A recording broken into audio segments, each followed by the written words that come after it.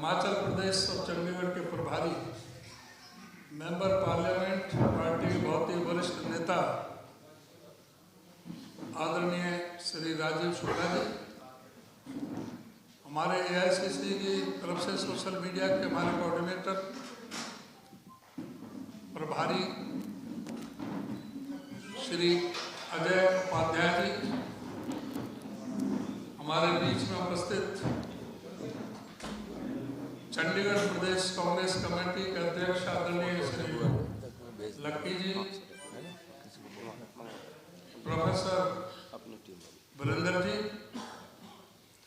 हमारे मीडिया से प्रेस और छाया का सभी सम्मानित साथियों, आज के इस विशेष प्रेस कॉन्फ्रेंस में हरियाणा प्रदेश कांग्रेस कमेटी की तरफ से हार्दिक स्वागत, आपका बहुत बहुत अभिनंदन। आज की ये विशेष प्रेस कॉन्फ्रेंस एआईसीसी की तरफ से हमारे आदरणीय श्री राजीव शुक्ला जी, जो हमारे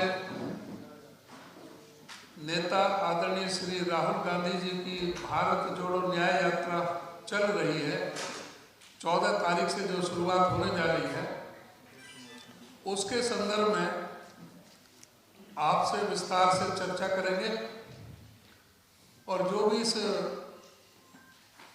मकसद में, जो भी इस संदर्भ में आपका जो भी प्रश्न है, आप उनसे एक एक करके आप उनसे पूछ सकते हैं। तो मैं अनुरोध करूंगा आदरणीय श्री राजीव शुक्ला जी से कि वो आए और आपको संबोधित करें प्रेस कॉन्फ्रेंस में। श्री राजीव शुक्ला। उसके पहले मैं चाहता हूं कि एक भारत जोड़ो न्याय यात्रा के संदर्भ में क्या उसके निहितार्थ हैं, क्या उद्देश्य हैं और रूट मैप क्या होगा और कैसे तकरीबन 15 राज्यों से गुजरेगी यात्रा, उसके संदर्भ में एक बुकलेट कंप्लीट है। मैं आग्रह करूंगा माननीय शुक्ला जी से, माननीय प्रदेश अध्यक्ष उदयभान जी से, चंडीगढ़ के भी हमारे अध्यक्ष हैं, कि आप लोग इसका पहले विमोचन करके फिर दे दो।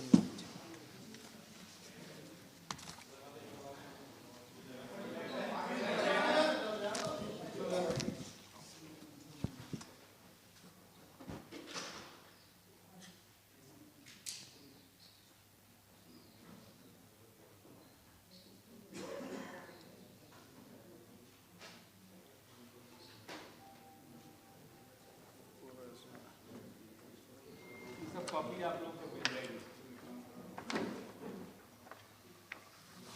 धन्यवाद। प्रोफेसर साहब बगल में बैठे, प्रोफेसर वीरेंद्र।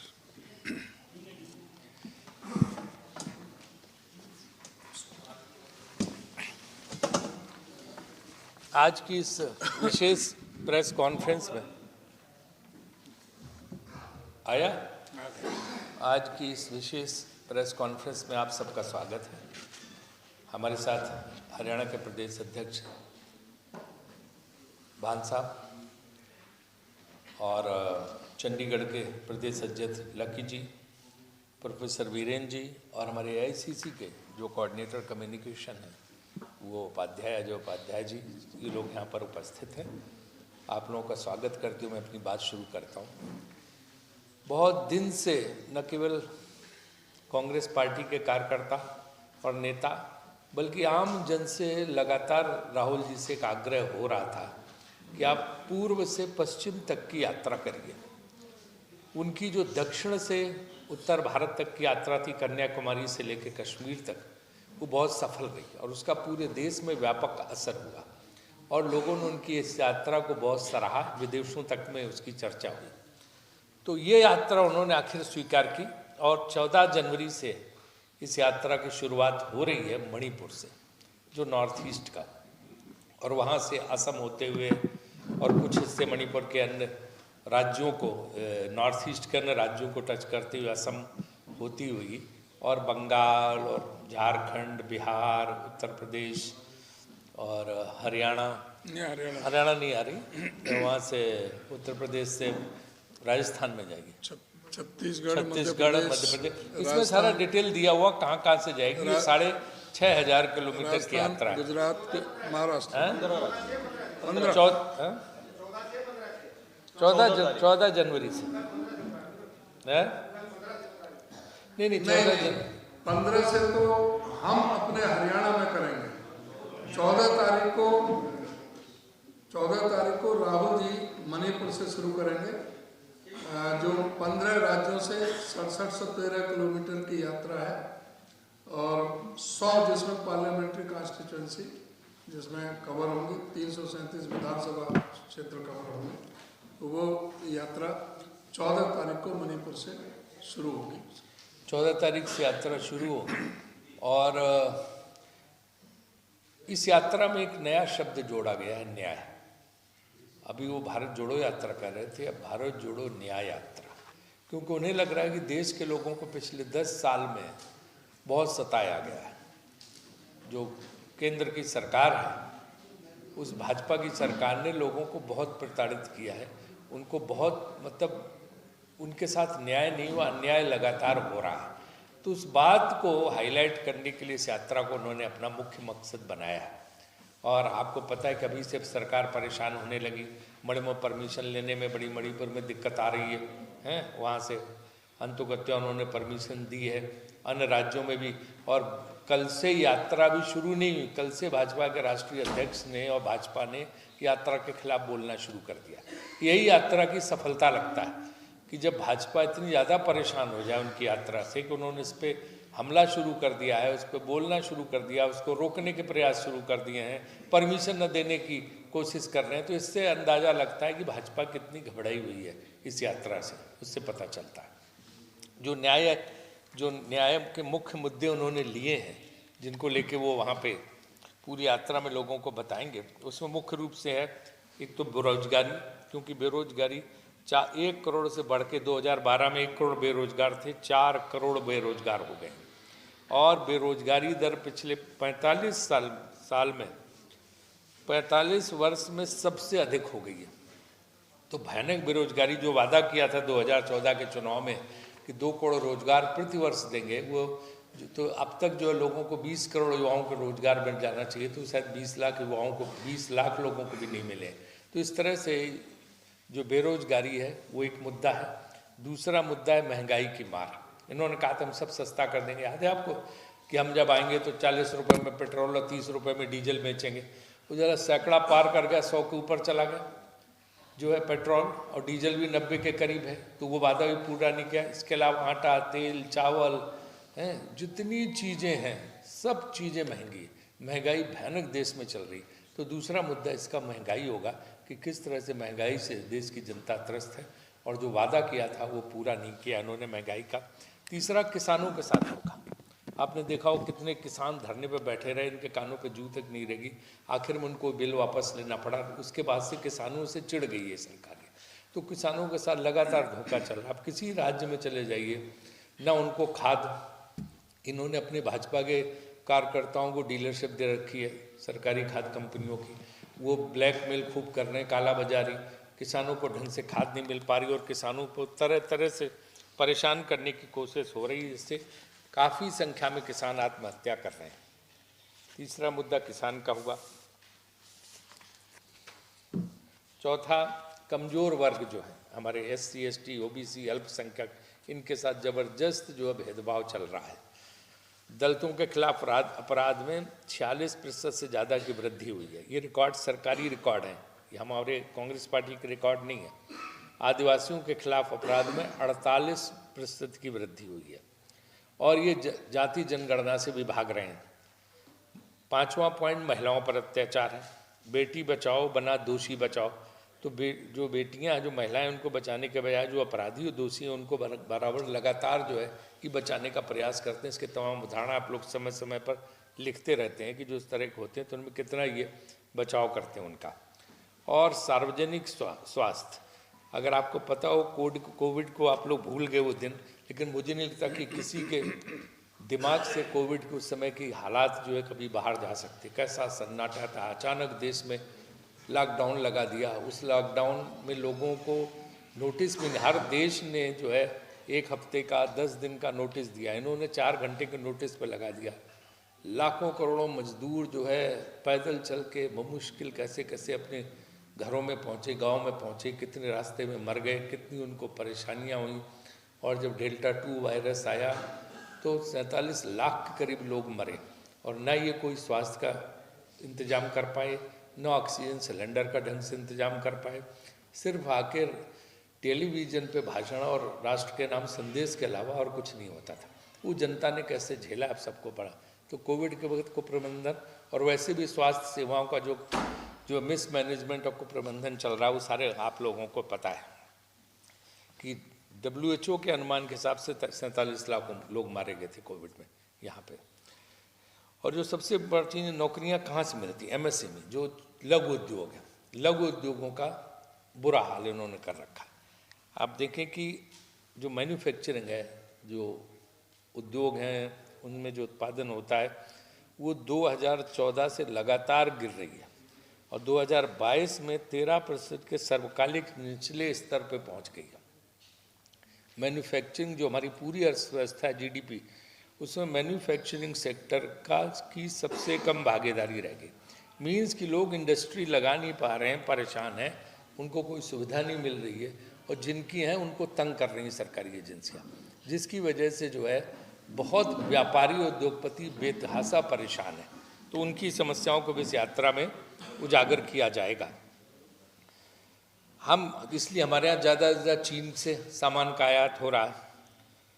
हम यहाँ पे लोग सिर्फ असेंबल करते हैं और मेक इन इंडिया का दावा करते हैं, चीन से सारी चीज़ मंगा लेते हैं। चीन को इसका लाभ मिल रहा है क्योंकि हमारी मैन्युफैक्चरिंग इंडस्ट्री बिल्कुल नीचे चली जा रही है, गिरती चली जा रही है। हमारे यहाँ उद्योग धंधे उस तरह से लग नहीं रहे, जो हैं वो बंद हो रहे हैं, तो इसका फ़ायदा चीन को मिल रहा है।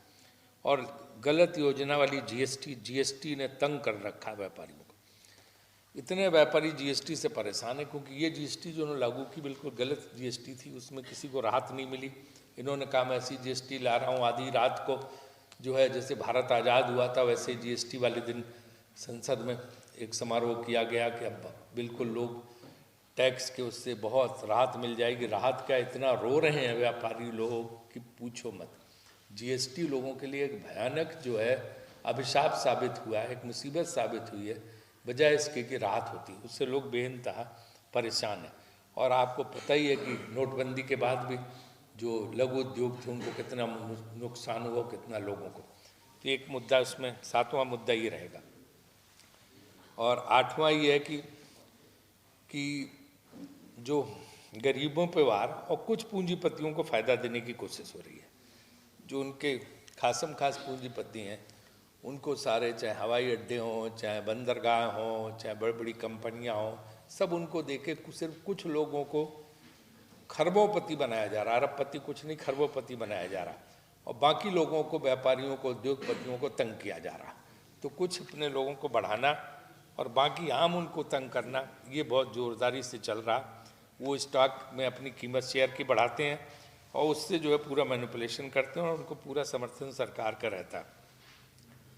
भारत में सबसे अमीर 1% के पास अब देश की कुल संपत्ति का, तो 1% जो अमीर हैं उनके पास पूरे देश की 40% संपत्ति है, और जो निचले आधी आबादी है उसके पास सिर्फ 3% संपत्ति है। तो इतना बड़ी विषमता है, ये खाई है कि इसको कैसे पाटा जाएगा समझ में नहीं आता है। इसी तरह से 9वां पॉइंट जो है इसमें है वो चीन, अग्निवीर और आतंकवाद। किस तरह चीन ने हमारी ज़मीन पे कब्जा कर लिया। वो कह रहे हैं ना कोई घुसेगा, ना घुसने देंगे, ना कोई घुसा है, लेकिन अब तो सब आ गया। खुद बयान विदेश मंत्री का आगे, विदेश सचिव का आगे, सब आगे कि चीन ने कैसे हमारी ज़मीन पे कब्जा कर लिया और हम उसका कुछ नहीं कर पा रहे हैं। वहाँ से 2000 किलोमीटर की हमारा एरिया जो है उन्होंने अपने कब्जे में ले रखा है। तो ये हमारा नया मुद्दा है। और अग्निवीर तो एक ऐसा छल है कि खुद पूर्व सेना अध्यक्ष जो नी की सरकार में थे, MN नरवणे, उन्होंने कहा कि अग्निपथ योजना को प्रधानमंत्री द्वारा सशस्त्र बलों पर जबरन थोपा गया था, जिसने हमारी सुरक्षा को कमज़ोर कर दिया। अग्निवीर योजना का भारी नुकसान हो रहा भारतीय सेना को और उन युवाओं का भविष्य भी चौपट हो रहा जो 4-4 साल के लिए उन्होंने भर्ती किए थे। तो अग्निवीर योजना का मुद्दा भी उसमें लगातार सब जगह उठाएंगे। सामान्य स्थिति का दावा कश्मीर में बहुत किया जाता कि इससे सब कुछ हो जाएगा, लेकिन क्या हुआ? आतंकवादी हमलों की संख्या लगातार बढ़ रही है और हमारे सैनिकों पुलिस वालों पर आतंकवादी हमले लगातार हो रहे हैं और बड़े बड़े ऊंचे रैंक के सैनिक अधिकारी मारे जा रहे हैं। और इसके बाद 10वां पॉइंट है, 10 साल की इनकी सरकार कि किस तरह से लोकतंत्र की हत्या हो रही। अरुणाचल प्रदेश, गोवा, कर्नाटक, मध्य प्रदेश, महाराष्ट्र और मणिपुर में विपक्ष के नेतृत्व वाली राज्य सरकारें तब गिर गई जब भाजपा ने विधायकों को पाला बदलने के लिए जबरदस्ती पैसे का ईडी, सीबीआई और इन अन्य एजेंसियों का इस्तेमाल किया और इनके जरिए जो है वहाँ की सरकार ने जबरदस्ती गिराई। पैसा देके पूरे सरकारी एजेंसियों का इस्तेमाल करके दुरुपयोग करके उनको गिराया उन सरकारों को। और जो जनता ने जिनको वोट दिया था, जनता के वोट को इन्होंने नकारा और इस तरह से वहाँ पे जबरन सरकार बनाने का काम किया। इस तरह से लोकतंत्र की भी हत्या इन्होंने की। जो चुनाव आयोग है उसको आपको पता ही कि बिल्कुल उसमें उसको टूथलेस कर दिया, दंतहीन कर दिया, उसका कुछ है ही नहीं। उसमें ऐसा कानून बना दिया कि जो सरकार चाहे उसको चुनाव आयोग बना देगा। चीफ जस्टिस ऑफ इंडिया को हटा दिया उससे। अगर थोड़ी बहुत ये कि निष्पक्ष व्यक्ति को लाया जा सकता था तो चीफ जस्टिस ऑफ इंडिया को ही हटा दिया। अब जिसको सरकार चाहेगी उसी को चुनाव आयुक्त बना देगी और मनमानी जो है उसके जरिए कराएंगे। आप देखो इतने केसेज होते हैं ईडी सिर्फ सब विपक्षी दलों पे होते हैं। भाजपा के एक आदमी बता दो कि आज तक ईडी गई हुआ केस हुआ। खुलेआम वीडियो कैसेट टेप घूमते रहते हैं। केंद्रीय मंत्री का मध्य प्रदेश का टेप गया था, जब वहाँ चले गए उनके बेटे का खुलेआम, चंडीगढ़ से भी कनेक्शन था उसमें, आपने सुना होगा टेप में। लेकिन इसके बाद भी कुछ नहीं हुआ और किसी का कुछ भी ना हो तो उस पर भी झूठ बयान दिला के ईडी के जरिए उसको परेशान करना। तो 95% विपक्षी नेताओं को इससे तंग किया जा रहा है।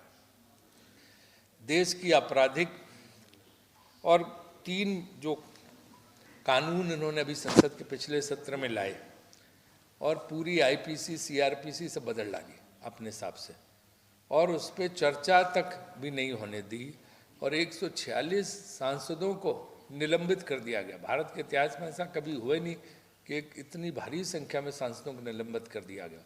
तो एक तरह से पूरे विपक्ष के सभी सांसदों को निलंबित करके और इसके बाद ये सारे कानून पास करा लिए। तो लोकतंत्र की तो मतलब एक तरह से पूछो तो लोकतंत्र की हत्या लगातार चल रही है। तो ये 10 मुद्दों को लेके राहुल जी अपनी यात्रा कर रहे हैं। जनता में जन जागरण करेंगे, लोगों से इस पे उनको समझाएंगे, बताएंगे, उनकी प्रतिक्रिया लेंगे।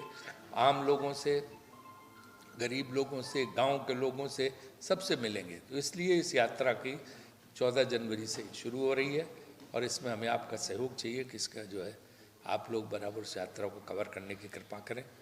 और ये मुद्दे हैं, कोई आप प्रश्न पूछना चाहे तो पूछ सकते हैं।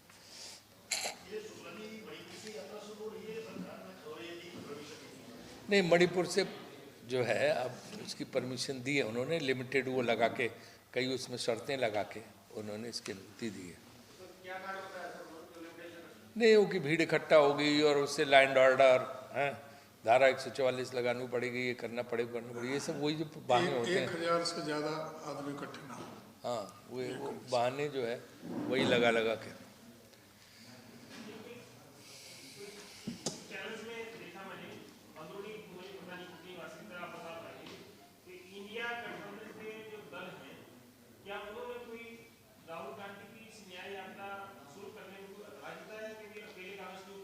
नहीं, बिल्कुल ऐसा नहीं, बिल्कुल जो है कोई एतराज किसी ने जताया, बल्कि उन सबको निमंत्रण जाएगा और इंडिया गठबंधन के लोग शामिल भी होंगे, जैसे पिछली यात्रा में आए थे।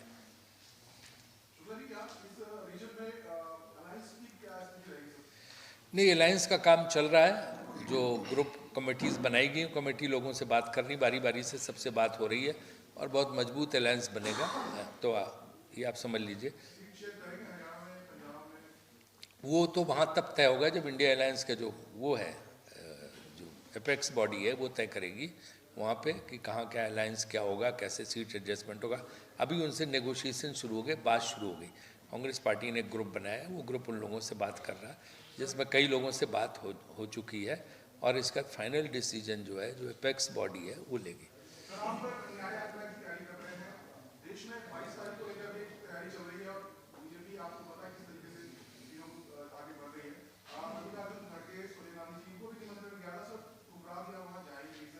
देखिए, उसको लेके आज मीडिया में एक भ्रम सा फैला है, उसको मैं स्पष्ट करना चाहता हूँ कि ये जो कार्यक्रम है उसमें ना शामिल होने का किया, क्योंकि ये कार्यक्रम पूरी तरह से एक पॉलिटिकल पार्टी का कार्यक्रम बन गया।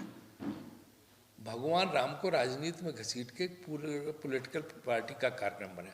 कौन मंदिर बनवा रहा? मंदिर बनने किसकी वजह से मंदिर बन रहा? सुप्रीम कोर्ट की वजह से। सुप्रीम कोर्ट के आदेश में मंदिर बन रहा। कांग्रेस ने शुरू से ही कहा था कि जब अगर सुप्रीम कोर्ट का आदेश आ जाएगा तो हम उसको मानेंगे। जिस दिन ये कोर्ट का आदेश आया, कांग्रेस की वर्किंग कमेटी की मीटिंग हुई, इसमें उन्होंने स्वागत किया कि अयोध्या में भव्य मंदिर का निर्माण होना चाहिए। तो हमने तो खुद ही स्वागत किया है अयोध्या में भव्य मंदिर में। हम खुद चाहते हैं कि वहाँ पे कि इसमें भव्य मंदिर वहाँ बने, तो वो मंदिर जो है उसका निर्माण हो। तो कोई मंदिर निर्माण के हमने खिलाफ हैं? भगवान राम का सबसे पूजा पाठ तो कांग्रेस ही करते हैं। ये सब तो सिर्फ जो है कैमरा लगा के पूजा करते हैं कांग्रेसी जो है। एक मिनट, तो उसमें जो है उस कार्यक्रम में न जाने का इन लोगों ने कहा है कि हम उस कार्यक्रम में नहीं शामिल होंगे, क्योंकि एक तो आधा अधूरा मंदिर अभी बना, जो शास्त्रों के हिसाब से जो है मंदिर पूर्ण नहीं हुआ, लेकिन जल्दबाजी में लोकसभा चुनाव की वजह से फटाफट जो है उसका उद्घाटन करने के चक्कर में। दूसरा जो है कि ये एकदम राजनीतिक कार्यक्रम कर दिया, भाजपा ने अपना कार्यक्रम बना लिया। बाकी उसके बाद सब कांग्रेसी जाएंगे दर्शन करने, उन पर कोई रोक नहीं। जो भी कांग्रेसी जाएंगे, सब जिसको देखना हो सब जाएंगे, विपक्ष के लोग भी जाएंगे, कांग्रेसी भी जाएंगे। राम मंदिर जाने में किसको क्या? जो सुप्रीम कोर्ट का आदेश बन रहा है, जनता के चंदे से बन रहा, उसमें ना भाजपा का पैसा लगा है और ना जो है उनके आदेश पे बन रहा, सरकार के आदेश पे बन रहा, सुप्रीम कोर्ट के आदेश पे बन रहा है। 1 सेकंड, सुप्रीम कोर्ट के आदेश पे बन रहा है और जो है जनता के चंदे से बन रहा। तो भगवान राम के दर्शन करने तो सब जाएंगे। वो जो उस दिन का कार्यक्रम है, सिर्फ उसके लिए जो है ये मना किया कि चूंकि पूरी तरह से ये राजनीतिक कार्यक्रम बना दिया है, इसलिए हम नहीं जाए। अब जैसे शंकराचार्य हैं, शंकराचार्यों ने विरोध किया, तो क्या शंकराचार्य भगवान राम के विरोधी हो गए क्या? उनका कहना है कि शास्त्रोक्त ढंग से जैसे होना चाहिए, जो हमारे यहाँ परंपराएं हैं, उस ढंग से नहीं हो रहा। वहाँ जाके हम अपना अपमान नहीं कराएंगे कि पॉलिटिकल लोग मूर्ति का उद्घाटन कर रहे हैं, जो मंदिर बन रहा। तो ये वो मुद्दा है सर। कांग्रेस कोई बहिष्कार नहीं कर रही राम मंदिर का। कांग्रेस राम मंदिर में से कांग्रेसी इधर सब कांग्रेसियों को छूट है, वो जाके भगवान राम के दर्शन करें, अयोध्या जाएं, कोई रोक नहीं। उस दिन के कार्यक्रम की सिर्फ बात है, एकदम स्पष्ट कर देना चाहता हूँ मैं।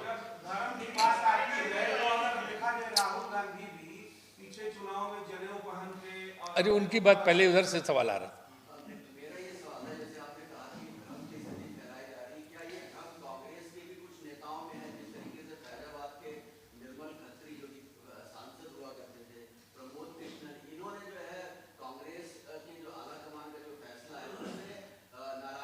क्योंकि वो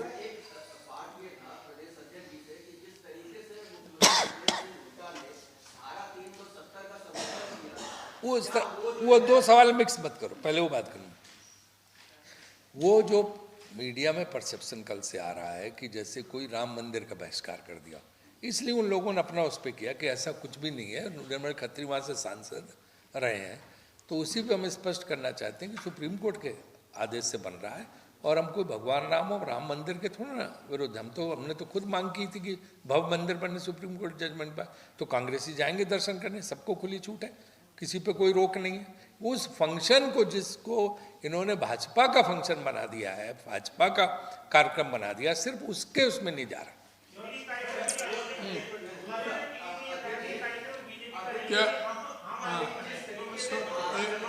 हेमान जी, उनके बात पूरी हो जाए जरा, ये क्या मेरे से पूछ रहे थे उनके बात नहीं, एक बार ये निपट जाए।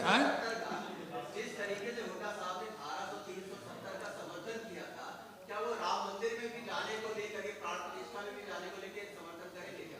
बता तो दिया ना मैंने। अभी शुक्ला जी ने काफी विस्तार के साथ बताया, भगवान राम सबके हैं, राम सबके हैं, सब में राम है। सभी सुबह उठते उठते सबसे पहले राम राम करते हैं। राम के विरोध में कोई नहीं है, अब आपको ये पूछना चाहिए कि हमारे हिंदू धर्म में, सनातन धर्म में सबसे बड़े कौन हैं? हमारे 4 पीठ हैं, 4 शंकराचार्य हैं। उनसे बड़ा कोई शास्त्रों का ज्ञाता नहीं है, विद्वान नहीं है, और उनकी बात को हिंदू शास्त्रों के मुताबिक अंतिम बात मानी जाती है। वो चारों शंकराचार्य वहाँ पर क्यों नहीं जा पा रहे? क्यों उन शंकराचार्य जी ने ये कहा है कि आधा अधूरा मंदिर शास्त्र सम्मत नहीं है प्राण प्रतिष्ठा करना, आधा अधूरा मंदिर में। ये शंकराचार्य जी ने कहा है कि आधा अधूरा मंदिर की प्राण प्रतिष्ठा शास्त्र सम्मत नहीं है।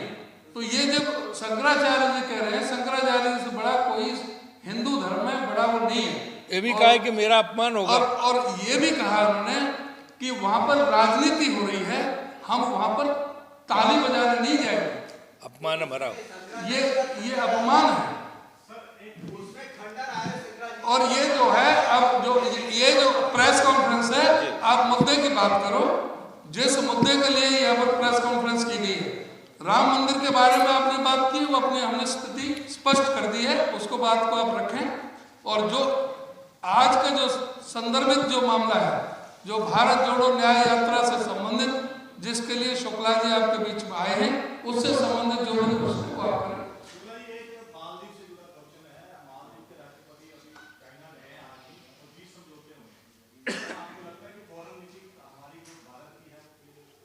हमारी विदेश नीति तो आपको पता है कि किस बुरी स्थिति में, सारे पड़ोसी देशों के साथ हमारा बुरा हाल है, सारे रिश्ते हमारे खराब पड़े।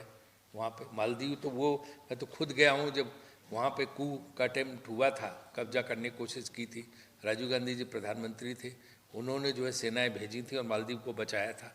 उसके बाद उसमें जो आपकी तरह कुछ जर्नलिस्ट भी गए थे, उसमें मैं भी था, मैंने भी जाकर वहाँ स्थिति देखी थी कैसे भारतीय सेना ने पूरे मालदीव को बचाया वहाँ पे।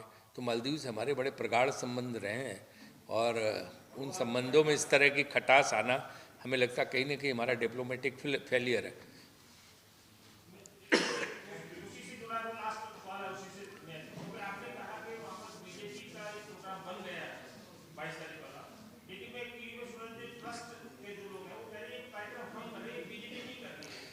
आप तो पत्रकार हो, बड़े विद्वान पत्रकार हो क्या रहा आपको पता है? हाँ, तो सब ये तो सिर्फ जो है दिखावा है, उसमें कौन है? सब वही लोग हैं, विश्वेंदु प्रसाद, ये सब वही लोग कर रहे हैं। तो आपको पता है कि क्या स्थिति है। हो गई बात। अरे उनका वीडियो है शंकराचार्य जी का, पूरी के शंकराचार्य जी का वीडियो नहीं देखा भाई? आपने जो चलाना है आप अपने हिसाब से चलाओगे, वो चलाएं। जो हमारे जो बात की है उसको कंट्रोवर्सी अच्छा डालने की जरूरत नहीं है। पूरी के शंकराचार्य जी का निकाल, वीडियो आ रहे होंगे सब जगह, सारे देश को पता है। और आप पत्रकार मूर्धन्य, आप बुद्धिजीवी हैं, आपको इसके बारे में हमसे भी ज्यादा पता है। हाँ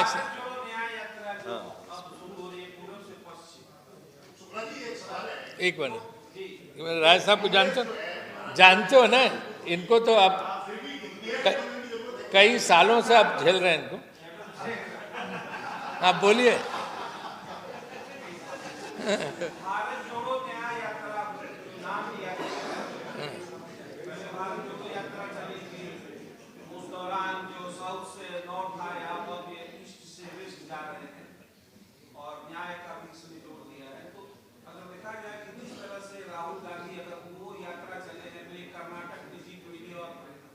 सारे आप जो है खाली हो गया, आपका जितना कुटुंबा था राजस्थान तक, ये पूरा ऊपर तक खाली हो, पंजाब को फैले गया।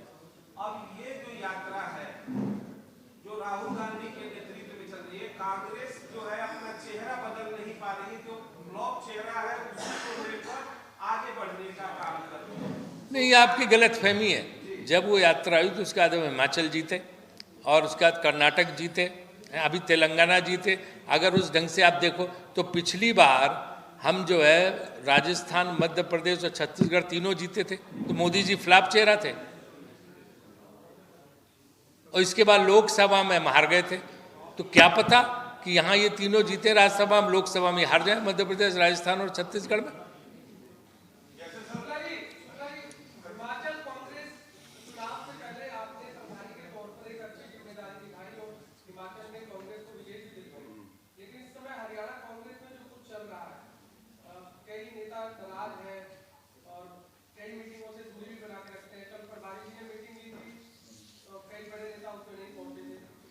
अजय, एक बात बताइए मुझे, आप तो काफ़ी अनुभवी पत्रकार हैं, एक पार्टी ऐसी बता दीजिए जिसमें नेता नाराज न हो और थोड़ा बहुत ही आपस में मनमुटाव न चलता हो, गुट न चलते हो, बता दो कौन सी पार्टी?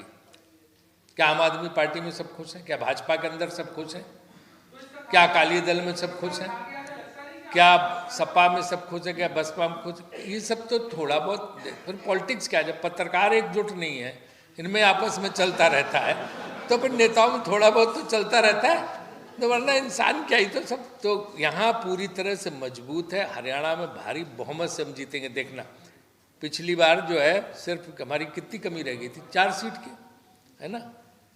तो और अगर हम जो है इस बार जो है हमारी कांग्रेस बहुत मजबूती से काम कर रही है, और आपने देखा रोज कोई न कोई ज्वाइन कर रहा। अभी निर्मल सिंह जी ने ज्वाइन किया, तो वो मजबूत नेता हर क्षेत्र के हैं, वो हरियाणा कांग्रेस को ज्वाइन कर रहे हैं, और हम कम से कम 37 पूर्व विधायक, पूर्व मंत्री शामिल हो चुके हैं। हम 60 से ऊपर सीटें लेंगे यहाँ। 90 में से।